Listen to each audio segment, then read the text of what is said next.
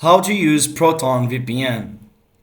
Hello everyone and welcome back to the channel. Here is a quick guide on using Proton VPN.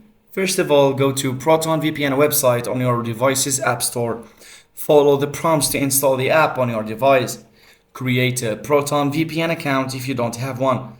If you already have one, open the app and enter your credentials to log in. Now, to connect to a server, you need to open the app, so launch Proton VPN, then select a server by choosing one from the list or using the Auto Connect feature. Tap the Connect button to start the VPN connection.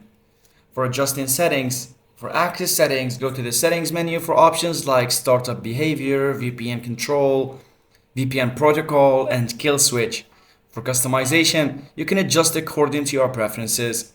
For disconnection, you should open the app and launch Proton VPN, then tap the disconnect button to stop the VPN connection. And that's it, you're now connected and secure with Proton VPN and also know how to disconnect when needed. For more tips and guides, hit the like button and subscribe. Thanks for watching.